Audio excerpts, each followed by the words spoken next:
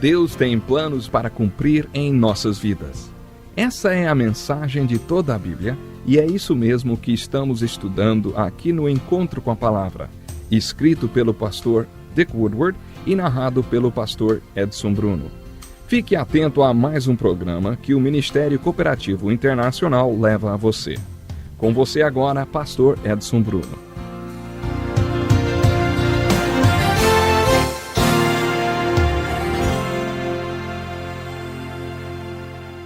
Bem-vindo ao programa Encontro com uma Palavra. Continuamos a nossa pesquisa no Antigo Testamento.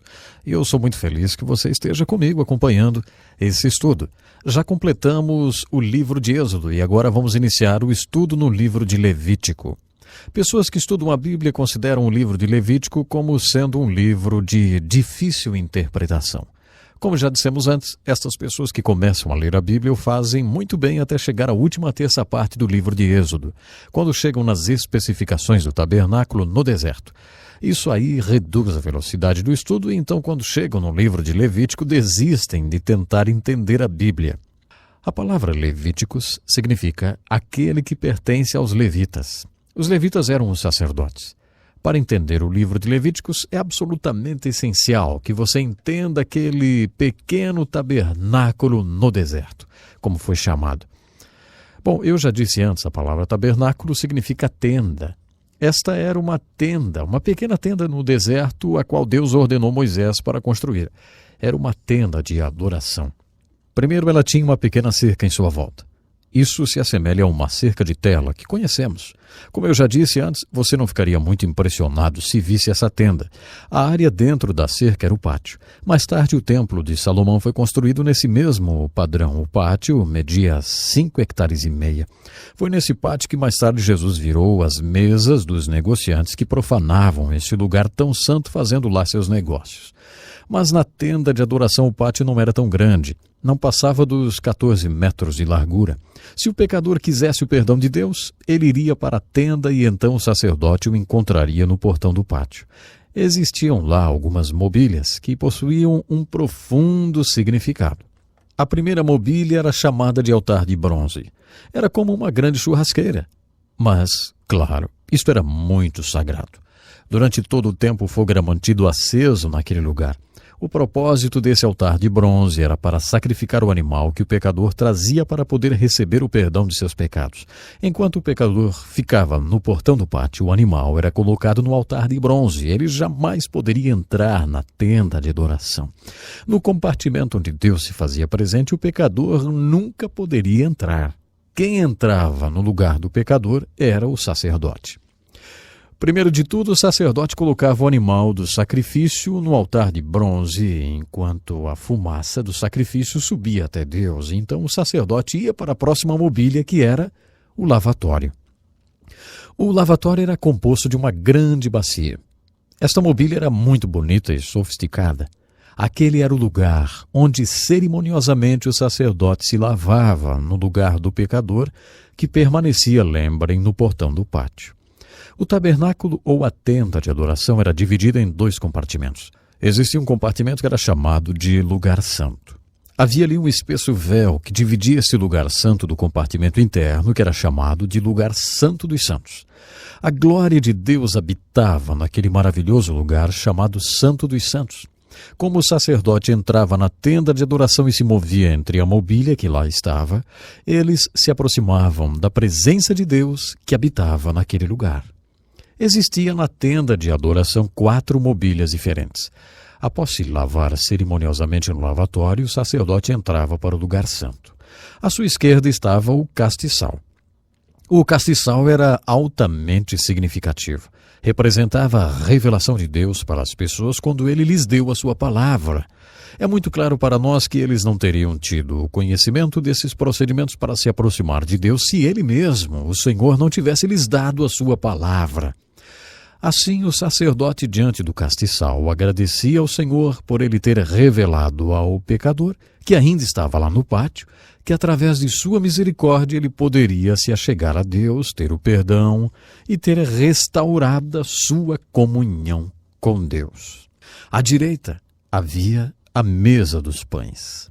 O propósito desta mesa dos pães era o mesmo que o maná simbolizou, ou seja, o símbolo da provisão de Deus. Isso fazia lembrar que Deus pode prover o nosso pão de cada dia. Deus abre suas mãos e satisfaz o desejo de todo ser vivo. Ele pode nos dar o pão e a carne na estação devida. Esse era o propósito da mesa dos pães. À frente da espessa cortina que bloqueava o lugar santo dos santos estava o altar de incenso. Nesse altar, o sacerdote fazia uma poderosa oração intercessória pelo pecador que estava aguardando lá no portão do pátio. Após esta intercessão, o sacerdote voltava ao pátio e o pecador era declarado perdoado de seus pecados. Ali, o sacerdote conhecia o próximo pecador que havia ido buscar o perdão de seus pecados e o procedimento era repetido. Durante todo esse tempo, o pecador apenas aguardava e não oferecia nenhum tipo de sacrifício, já que o animal que ele havia trazido foi morto e sacrificado. Quem intercedia por ele era sempre o sacerdote.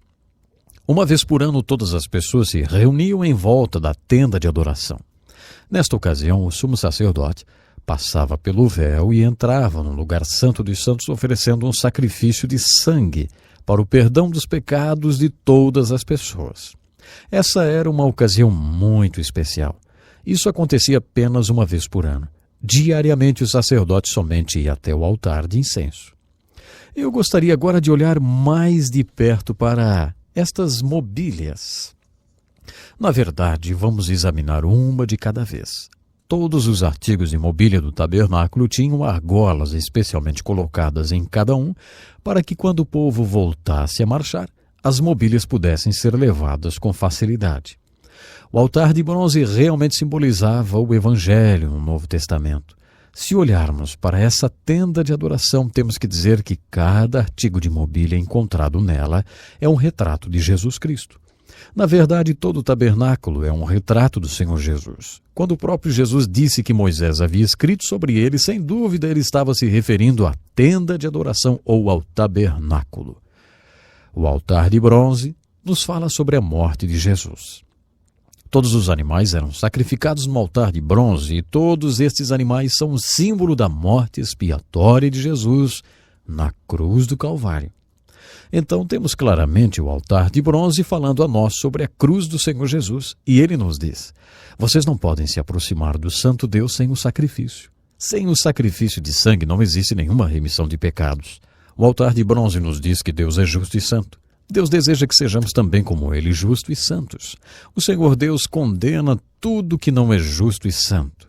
Deus sabia muito bem que nem em 1 milhão de anos você poderia ser íntegro ou justo o bastante para se salvar. Dessa forma, ele veio ao mundo em forma de um cordeiro e se ofereceu em sacrifício para que você e eu pudéssemos ser declarados íntegros, de acordo com a sua justiça. Isso é o que Deus fez. O que Deus espera de você e de mim é que creiamos nessa verdade quando Ele nos fala sobre isso. O altar de bronze nos fala disto. O que Deus é. O que Deus exige, o que Deus condena, o que Deus sabe, o que Deus fez e o que Deus quer que façamos. Toda esta mensagem está cuidadosamente embrulhada no altar de bronze. Em resumo, o altar de bronze nos mostra que o pecador não pode se aproximar do santo Deus sem um sacrifício. Isto fez ser necessário o sacrifício de Cristo na cruz. O artigo a qual chamamos de lavatório, onde o sacerdote ia cerimoniosamente se lavar antes de entrar no lugar santo, está dizendo para nós o que a Bíblia diz em muitos lugares. Quem entrará no santuário do Senhor? Quem tem as mãos limpas e um coração puro. Comunhão com Deus. Este é o último objetivo da tenda de adoração. Tudo se move para esta direção. A Bíblia muitas vezes compara a comunhão com Deus com uma refeição. Eu estou à porta e bato. Se alguém ouvir a minha voz e abrir a porta, eu entrarei com ele e cearei com ele e ele comigo.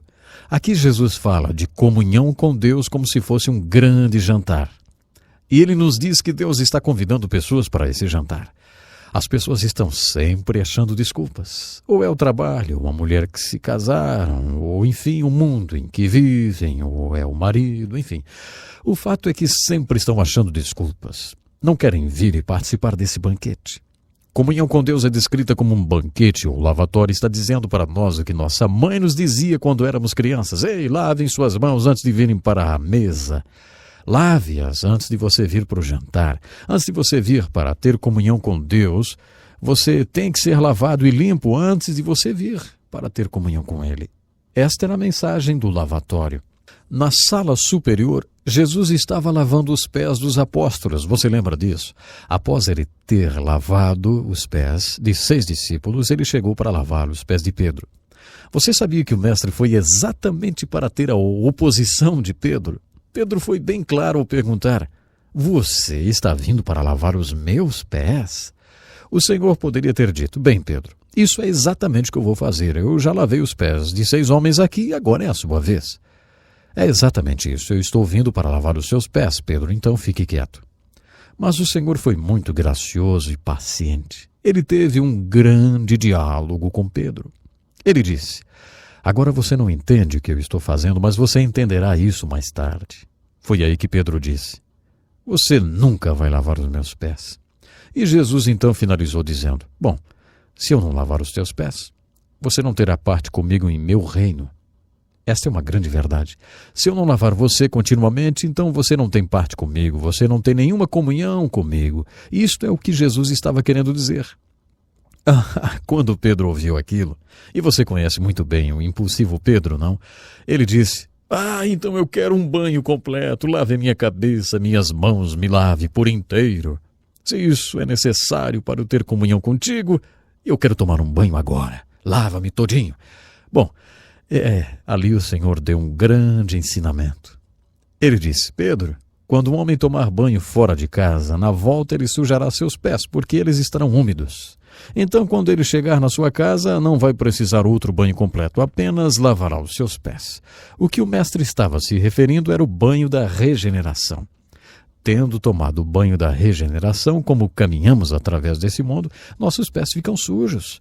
Dessa forma, temos que continuamente lavá-los. A Bíblia nos diz: a lavagem pela palavra de Deus. Ela pode nos lavar diariamente, ou em outras palavras, através da leitura e da meditação na palavra de Deus, permitiremos este poder transformador atuar em nossas vidas diariamente. Isto é o que simbolizou o sacerdote quando foi para o lavatório, e lá, com grande cerimônia, lavou-se a si mesmo enquanto o pecador aguardava no pátio do tabernáculo. O nosso tempo já acabou hoje. No próximo programa, por favor, esteja comigo. Vamos continuar a nos mover através da tenda de adoração ou tabernáculo, considerando cada mobília e o seu significado para o povo de Deus através de uma aplicação devocional que nos leva para mais perto de nosso Santo Deus. Até lá, então. Que lição importantíssima. Obrigado, Pastor Edson Bruno. Prezado ouvinte, coloque em prática o que você ouviu aqui. Sem dúvida, sua vida será grandemente abençoada. Este é um estudo escrito pelo Dr. Dick Woodward, na voz do Pastor Edson Bruno. Escreva-nos e solicite o material. Nosso endereço é Encontro com a Palavra, Caixa Postal 2011, CEP 89201-970, Joinville, Santa Catarina. Até o nosso próximo Encontro com a Palavra.